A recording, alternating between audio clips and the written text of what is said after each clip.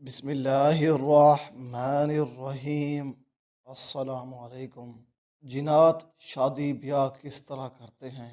ایک جنات کتنے بچے پیدا کر سکتا ہے؟ زیادہ واضح اور صحیح بات یہ ہے کہ جنات میں شادی بیاہ کا رواج ہے۔ علماء کرام اس بارے میں اللہ تعالیٰ کے اس قول سے استدلال کرتے ہیں جس میں اہل جنت کی بیویوں کی صفات بیان کی گئی ہیں۔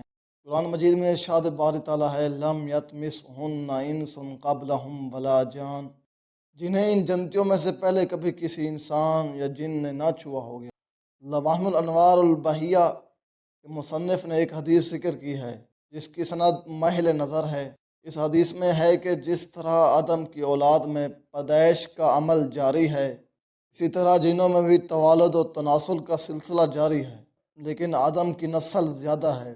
ایک دوسری آیت میں ہے اب کیا تم مجھے چھوڑ کر اس کو اور اس کی ذریت کو اپنا سرپرست بناتے ہو، حالانکہ وہ تمہارے دشمن ہیں۔ اس آیت سے پتہ چلتا ہے کہ آدم کی اولاد اور ذریت کی خاطر جنات آپس میں شادی بیاہ کرتے ہیں۔ قاضی عبدالجبار کہتے ہیں کہ ذریت سے مراد بال بچے ہیں۔ جنوں کی لطیف مخلوق ہونے سے پیدائشی عمل میں رکاوٹ نہیں ہوتی۔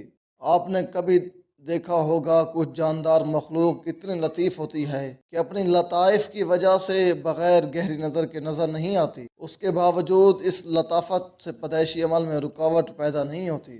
تفسیر کشاف میں علامہ زمخشری فرماتے ہیں کہ کبھی کبھی پرانی کتابوں میں سے چھوٹا سا کیڑا نظر آتا ہے، وہ جب تک حرکت نہ کرے تیز سے تیز نگاہ بھی اس کو دیکھ نہیں سکتی، پھر جو ہی ٹھہرتا ہے آنکھوں سے اوجھل ہو جاتا ہے۔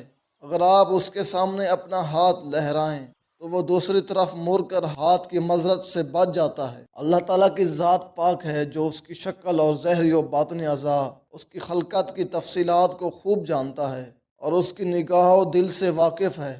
شاید اللہ کی مخلوق میں اس سے بھی کہیں زیادہ چھوٹی اور باریک مخلوق ہو۔ پاک ہے وہ ذات جس نے جملہ اقسام کے جوڑے پیدا کیے، خواہ وہ زمین کی نباتات میں سے ہوں یا خود ان کی اپنی جنس یعنی نوع انسانی میں سے، یا ان اشیاء میں سے جن کو یہ جانتے تک نہیں۔ میں کہتا ہوں اس کیڑے کی انتہائی لطافت جب پیدائشی عمل میں مانے نہیں ہوتی تو اللہ جو ہر قسم کی پیدائش پر قادر ہے، اس کی قدرت سے جنوں میں پیدائش کیوں کر محال ہو سکتی ہے؟ وہ تو جب کسی چیز کا ارادہ کرتا ہے تو اس کام کا بس یہ ہے کہ اسے حکم دے کہ ہو جا اور وہ ہو جاتی ہے۔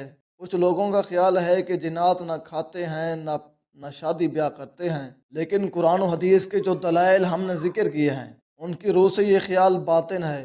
بعض علماء نے ذکر کیا ہے کہ جنات کی چند قسمیں ہیں جن میں سے کچھ کھاتے اور پیتے ہیں اور کچھ نہیں کھاتے پیتے۔ واہب منبع کہتے ہیں کہ جنات کی چند جنسیں ہیں۔ خالص جنات ہوا کی جنسیں ہیں جو کھاتے ہیں نہ پیتے ہیں اور نہ مرتے ہیں اور نہ پیدا ہوتے ہیں۔ دوسری جنس کے جنات کھاتے پیتے، شادی بیاہ کرتے، پیدا ہوتے اور مرتے ہیں۔ وہاب نے کہا ہے کہ یہ بھوت اور پریت ہیں۔ وہاب نے جو وجوہات بیان کی ہیں اس سے دلیل کی ضرورت ہے، جبکہ ان کے پاس اس کی کوئی دلیل نہیں۔ بعض علماء نے جنوں کے کھانے کی کیفیت اور طریقہ کو جاننے کی کوشش کی، آیا کہ وہ چباتے ہیں اور نگلتے ہیں یا سونگھتے ہیں، مگر اس بارے میں بحث غلط ہے کیونکہ ہمیں کیفیت ہی نہیں معلوم اور نہ اللہ اور اس کے رسول صلی اللہ تعالیٰ علیہ وسلم نے اس کی وضاحت کی ہے۔